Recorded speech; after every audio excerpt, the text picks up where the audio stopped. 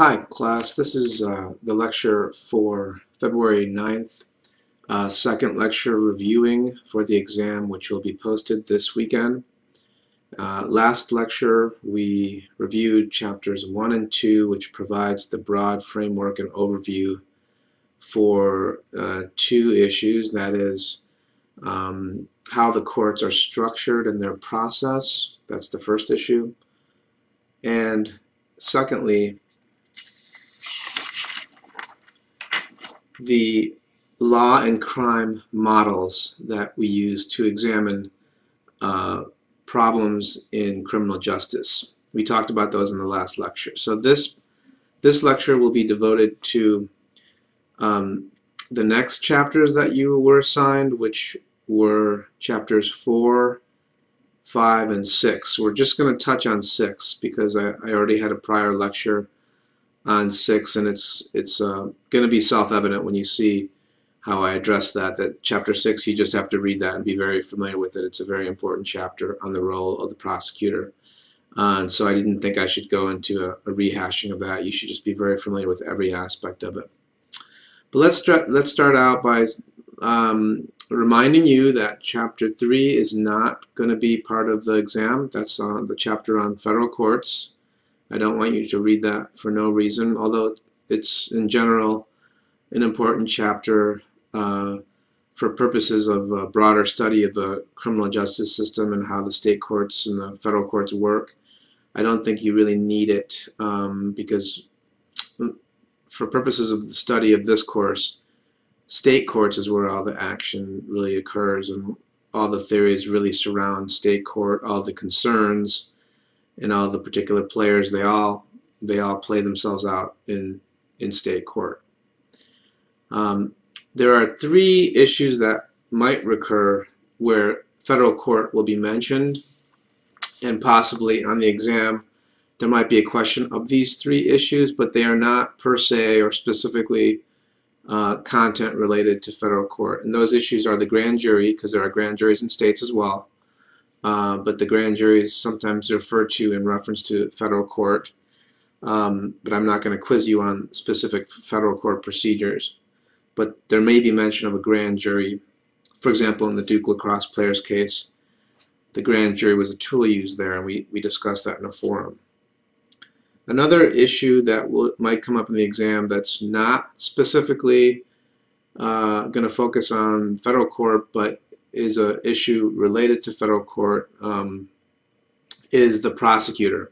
In previous lectures I've made mention of how important that role is and what the role of the prosecutor is in some federal court proceedings, but I won't specifically quiz you on those federal court proceedings. But the prosecutor, you're not going to be penalized if you mention the prosecutor's role in a grand jury proceeding in a federal case. That's very similar to a state case. So there's a lot of overlap, and to the extent that you answer a question and it's framed from the federal court perspective, that's going to get you credit just as it would from the state court, because there's that overlap. Later in the course we'll be discussing sentencing, not in this exam, but that's the third area in which the federal courts may come up. But again, we're not specifically focusing on federal courts. So I hope that's clear. Moving on to chapter 4 then, entitled State Courts. I think the important parts of that chapter can be stated as follows. And those are that there are different levels of these courts. There's different levels of jurisdiction. And know those courts for purposes of this exam. I provided a flowchart of the Washington system. There's different types of cases. Know the types of cases that that state courts handle. Anywhere from criminal cases to family law cases, estate cases, civil cases, municipal cases. So just know all those cases, because a question might come out of that. I would say that this chapter is a pretty important chapter. Next to the chapter on prosecutors, the chapter on state courts is probably the second most important chapter. So know these things in this particular part of the course. I would say memorize that flow chart. Know the difference between the types of courts that are modeled after a centralized model and the types of courts that are modeled after a decentralized model. That's in the text. There's particular emphasis on that. I think you'll know that, for example, Florida is a system that's modeled on a centralized system, and that Texas is modeled on a decentralized system. I would say that Washington State is also modeled on a centralized system, whereas there might be a state perhaps in the South, or perhaps in an area that's not as developed, such as Alaska, where you might have a more decentralized version, or maybe that's a state that just wants to do things the way it wants to do things, more so than other states, and Texas is a good example of that. But what are the differences between those types of systems? Why is there a call for reform to make things more centralized in those states where proceedings are not centralized, agencies are not centralized?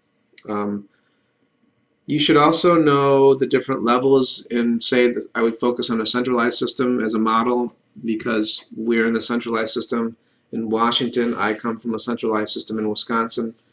What do they mean, judicial actors, when they talk about superior court, circuit court? Where does that phrase circuit court originate?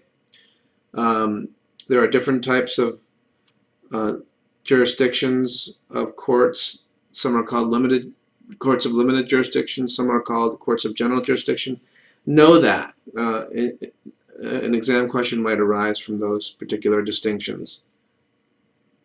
Also, in a more broad sense, there's a difference between trial courts, intermediate courts, and courts of last resort. Know that in the flowchart as well. The court of last resort, for example, in Washington is the Supreme Court.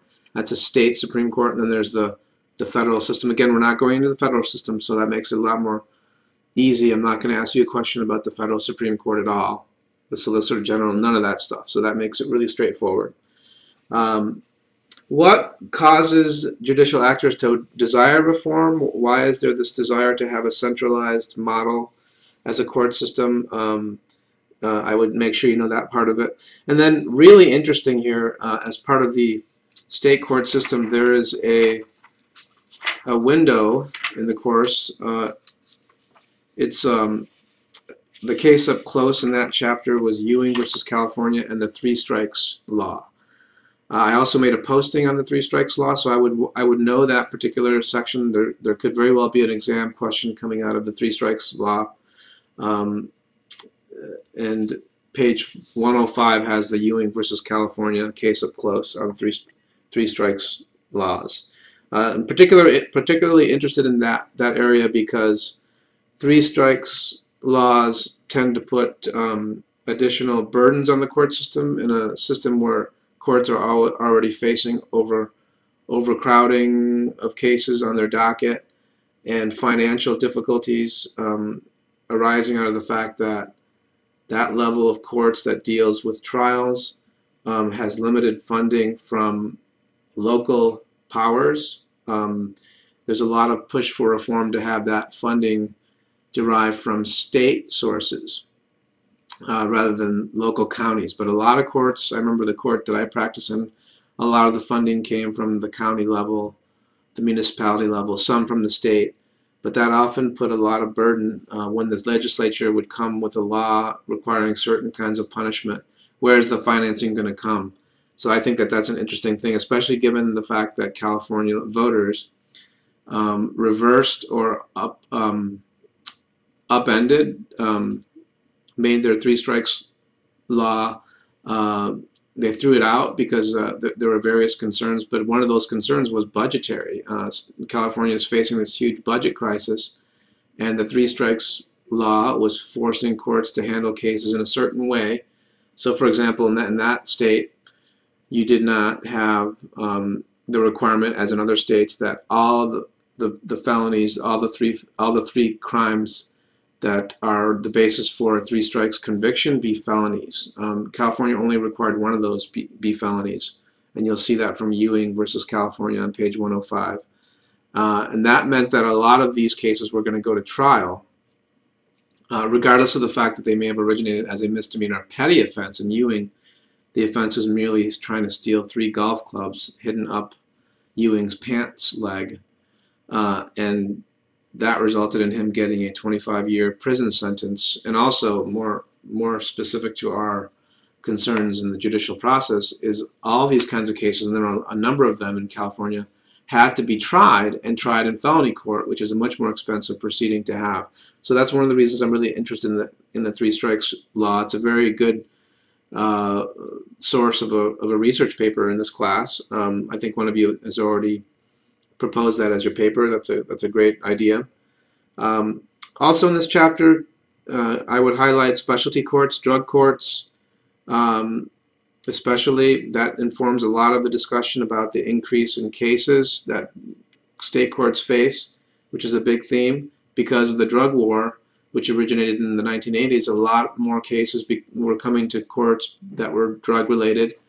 There was a big focus on that. It tends to have been looked upon as a kind of failure because it has resulted in jail, prison overcrowding, and a lot of it, although some drugs are tied to violence, a lot of drugs that were focused on, like marijuana, were not tied as much to violence. And then today you have Washington State putting up to the vote the legalization of marijuana, which was passed by vote of a referendum. And that is going to have a big effect, I think, on the judicial system, because many fewer cases are going to come that are marijuana in origin. I think the prosecutors in various counties have already declared that they will not be prosecuting simple possession cases anymore. And that's going to free up the court system to do a lot of other things in more serious cases. But no, for example, in the chapter that talked about drug courts, the proceedings related to drug courts, how that diverted individuals from felony court to a diversion program where they wouldn't have to go to jail if they complied with certain conditions. So just know that, because I think that's interesting. Knowledge about marijuana legalization in Washington State would be a plus for this exam, because there may be a question just on how the drug war affected state caseloads, and knowing some solutions to that is always a good thing. The chapter also talks about whether the drug war was successful or not. That's an interesting part. That's something that you should be aware of. Okay, moving on to Chapter 5.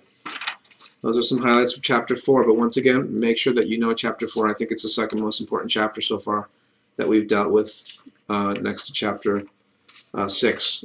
I'll let you know why that's important.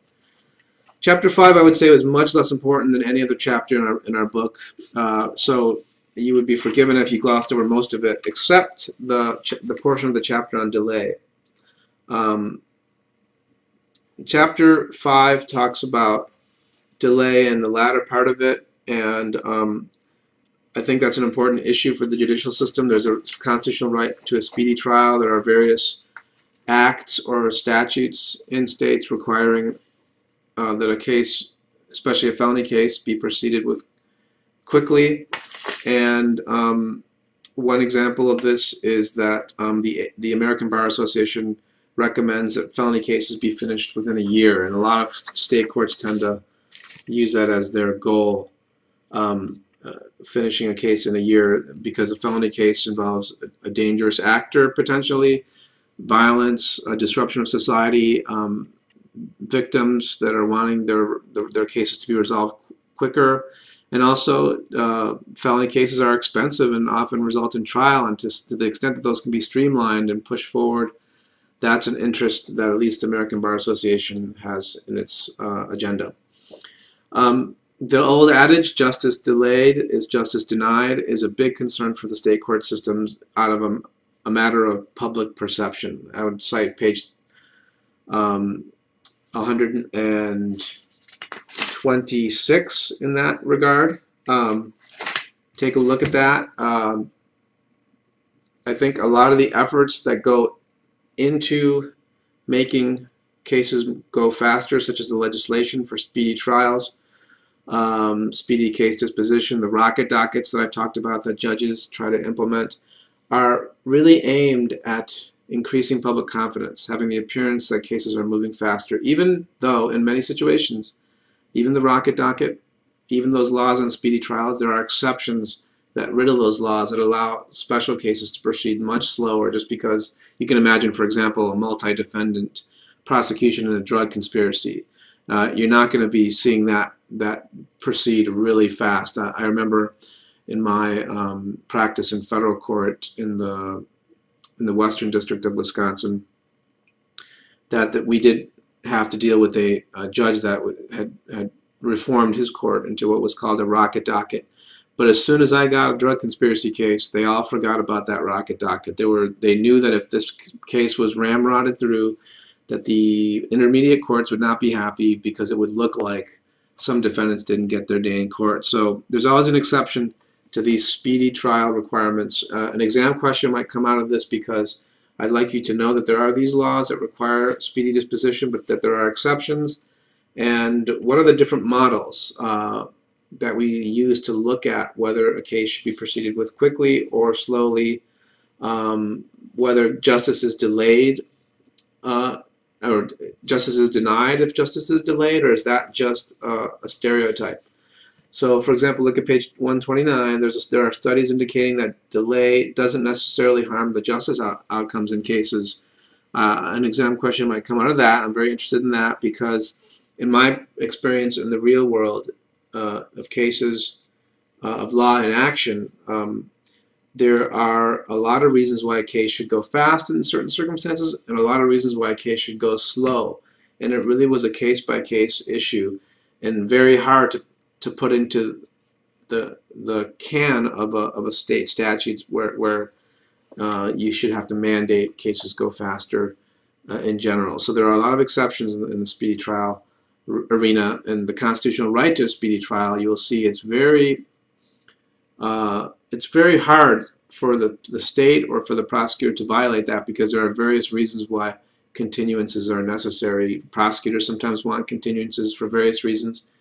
The defense attorney sometimes wants continuances for various reasons as well, for very many reasons as well. So there's no, I think, black and white answer to this question of a speedy trial, but just try to know the different models that are applied to it, and especially the studies that indicate maybe that justice is not denied because of delay, and what speedy trial practices, what they cause in particular jurisdictions. For example, speedy trial practices can result in a lack of resources.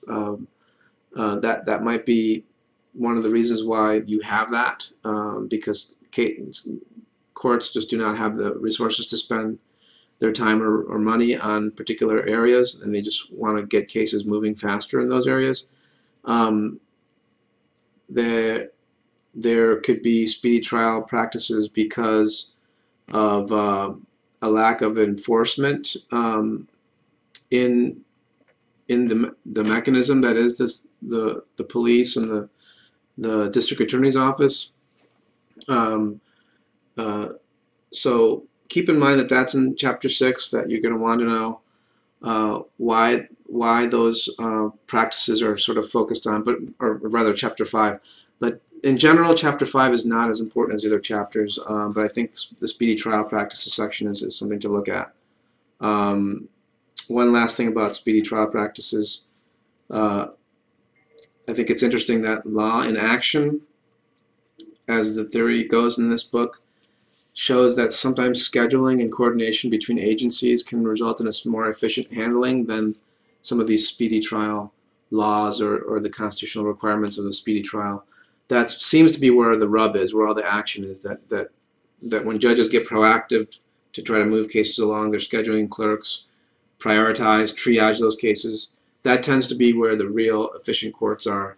For example, Seattle and Portland are considered to be courts that handle their cases more fast than other jurisdictions in the country. So that's very interesting. You happen to be in an area where I think the law in action, as opposed to the law in the books, is showing that you have some personnel that are very proactive in these areas that make these cases move faster for whatever reason that might be. So, lastly, chapter 6 for today's lecture, I would say that is the most important chapter, the chapter on the role of the prosecutor. And as I stated, I'm not going to go into detail on that chapter because we had a few lectures in the past, but I would say that you should understand the role of the prosecutor in the system, their enormous power, their discretion in prosecuting cases, how difficult it is to check their power by suing them civilly or criminally. The Duke lacrosse players case, I highlighted that as a real outlier case and what can really go wrong and why there are these concerns that the prosecutor has so much power. But I would just simply make sure that you know that chapter like the back of your hand, because that's a chapter that I'm very much interested in, as you can tell from how the course has gone. Many of our cases up close have focused on the prosecutor's role. I have critiqued it in many instances, as in the Casey Anthony case. I've critiqued the prosecutor's role there and maybe jumping the gun and not waiting for some evidence to develop, whereas in other cases, the Duke lacrosse players case, there might have been a concern with that as well, but in general, prosecutors like to proceed with their cases on a very much more expedited basis. So just keep in mind that the different ways that prosecutors handle cases, their power, what prosecutors are seeking in terms of their rewards in their careers, these are all very important to understanding how the judicial system works, because the prosecutor, I would say, is the hub of that system. Everything comes out of that. The reactions of the defense, in many cases, are based on what the prosecutor does. The judicial system is littered with former prosecutors, so there's a prosecutorial mentality throughout many courts, and that's as it should be. I mean, a lot of defense attorneys complain about that. But that's really as it should be, because all the cases, all the knowledge of the cases, they all arise from the prosecutor's office, and defense attorneys themselves are often the effective ones or former prosecutors. So just know that chapter. I'd say that a substantial number of the viewpoints in this class and the questions are probably going to come from that chapter. And I think this pretty much ends our review, because the rest of the lectures for the following days are going to be on the role of the defense attorney. I'm not going to focus as much on the judge, but the role of the defense attorney and the discovery and disclosure process are going to be our next case up close. Our next lecture is going to be that, so I might include that in the exam. I'll post the exam probably on Sunday, maybe after my discovery disclosure lecture on our case up close, which is the Steve Hurley case. So. Okay, so we'll see you in the next lecture.